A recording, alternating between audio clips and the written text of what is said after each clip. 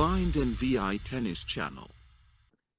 Good evening, everyone. This is Anita Deb here from Blind and VI Tennis Channel.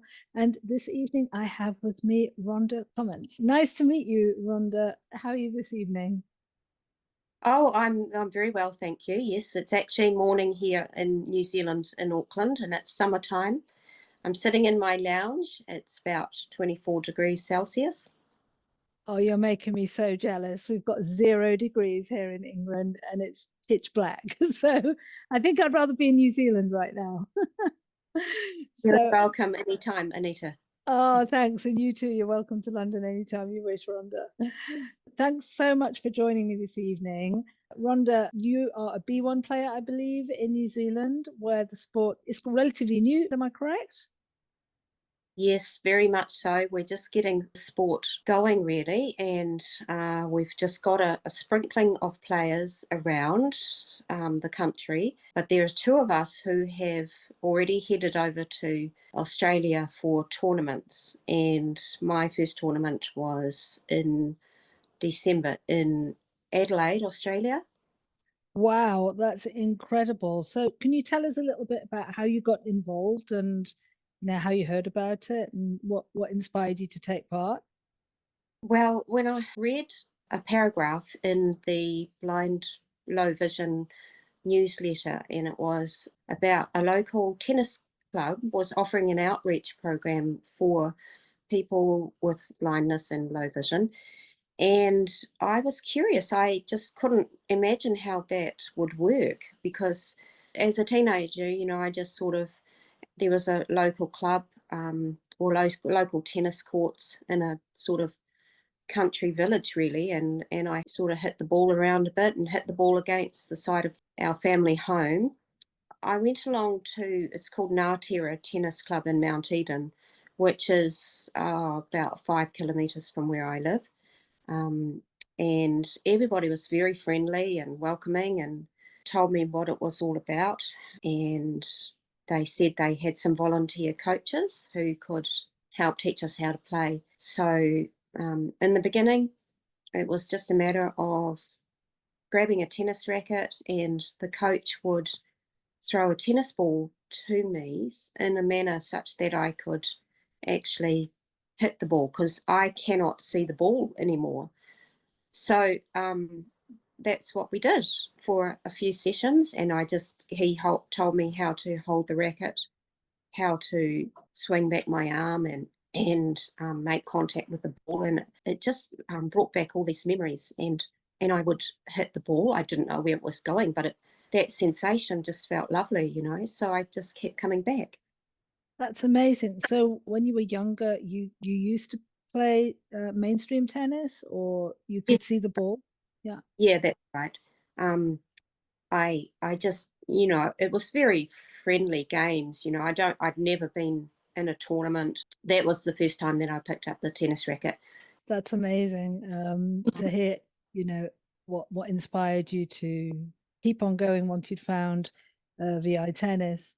What struck me in reading your posts is your proactiveness in trying to drum up support to help you train and get to tournaments, and it seems you're doing that pretty successfully. Yes, well, I did have support from my club, and particularly from Greg. Greg, he approached the local, it's called Bunnings down here in in New Zealand, which is a hardware chain and they loan their barbecues to charities, and so they have sausage sizzles, and the money goes to the charity, which is often a sports group. I went along to those sausage sizzles, and that raised some awareness and some money to help me get to my first tournament. All right, so that's kind of answered the next question I had for you, really, was, I think that's kind of quite a challenge for many players around the world, and something that is often disheartening in terms of finding resources and finding funding to help them play VI tennis. Yes, I can totally manage that. Access to people and support people and money. So it seems to me you found the right people at the right time. Do you think that's fair to say, Yes, it is to fair to support say. you? And they taught me too, and it's still an ongoing conversation. So I will be meeting with somebody from Tennis New Zealand, because Tennis New Zealand, mainstream tennis, has now definitely got behind our what we are hoping to do, and they're going to give me some more funding ideas, particularly as a result of my success in the South Australian Open. Yes, tell us a little bit more about that. How did it feel to win your first tournament? Other than that you'd Anita, win. I was just absolutely I was over the moon. You could not imagine what it felt like to have my name called out as winner of the B1 Women's Open. And I've got my trophy here.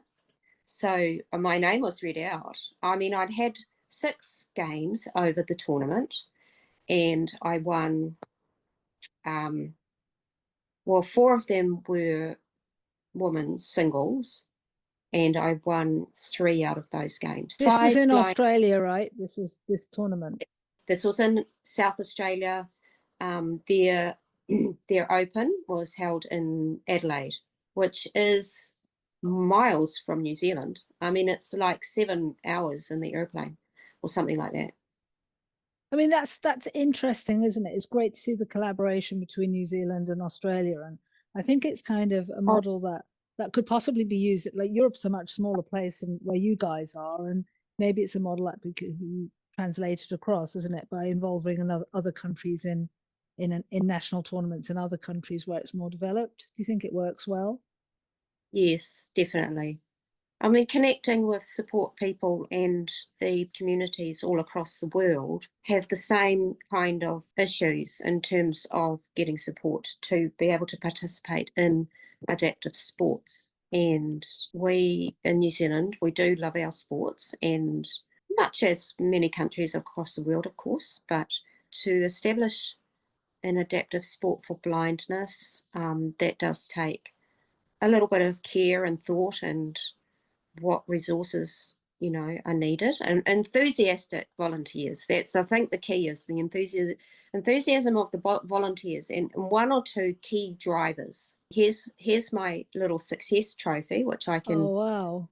have a little skite about. And Oh, congratulations. You must be so proud of yourself. what does it say, Denise? It says something about Rhonda is the best, but no, not quite like that. Not quite like that, Rhonda.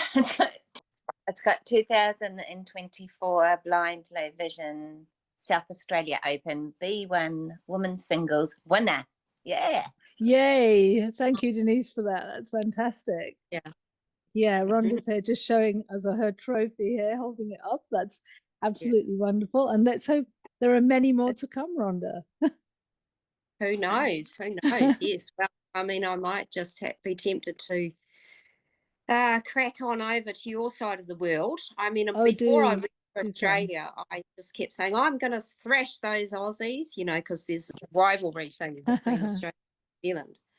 And Yeah. yeah, I'm going to give them a good thrashing, I kept saying. And then just traveling a little bit further in Australia, I was going through the airport, and one of the ground staff said, "And so what brought you to Adelaide?" And I said, "I've come to play blind tennis." And she said, "Oh, that's very interesting." I said, "Yeah." I said I was going to thrash the Aussies. And she said, "How did you get on?" And I said, "I thrashed the Aussies. I won my division." And I said, "I won the Women's Open in B1. She said, "Did you? Wow, that's amazing." And then I got onto the aircraft, and then she started telling the cabin crew, so it was going around the cabin crew, "Oh, we've got a tennis winner on this flight." And Did one of they the upgrade you is the question. I wish. One of the cabin crew, he said, "Oh, I like your tennis shoes." Yeah. So, Rhonda, do you have any message or advice to anyone in New Zealand thinking of getting involved, or indeed anyone across the world in countries where the game is relatively new? What would you say to them about Well, joining the sport? start with New Zealand. So we are planning to have a training camp in the middle of the year. And also we're looking at holding a tournament at the end of the year. Now, the dates for these have not quite been set yet, but we've got some conversations to be had with Tennis New Zealand, and we're looking for enthusiastic volunteers who can put their hands up to help to support interested players. The players can get in touch with the Blind Low Vision Tennis New Zealand Facebook page. That's one way to get in touch. They can also find us through Blind Low Vision, which is our national service provider, and the message will get through to either myself or Alicia Cleve, who is also helping to coordinate and putting some of the planning down for our future events. So anybody who might like to give it a go, you can contact your local Blind Low Vision office, and also Blind Sport has our contacts. So we're just, getting organised. Definitely, we people from across the globe are interested to find out more about this, and we need lots of enthusiastic volunteers. The Adelaide event only was able to take place really because of support from the community, family, friends, volunteers. That's often how it works, doesn't it? I think Yes, that's, so the South Adelaide tournament was the largest blind low vision tennis tournament that Australia has put on, and there was 57 players from Australia and 2 from New Zealand. That's amazing. Absolutely incredible. It must have been a great atmosphere to play in. Was that your first tournament then? It was your first one, right? Yes, it was my first, yeah. Wow. Wow. It was what a way to start. I know, what a way to start. You never know, people. There might be those budding tennis players in New Zealand and in other parts of the world who might have that hidden talent, like I have found that I have. Well, yes, Rhonda, I think you're truly an inspiration to have gone to your first tennis tournament and done it in such style. And thrash the Aussies, yeah. Those Aussie women will be trying to thrash me back. Yes, I think it's revenge next year, probably. They'll be out for revenge. Well, Rhonda, good luck with everything. I hope to meet you in person soon. And thanks for coming and speaking to me this evening. And I wish you all the very, very best with your tennis journey, okay? Thank you, Anita. Thanks for the opportunity to share this exciting new endeavour. Yes, thank you very much for sharing it with us.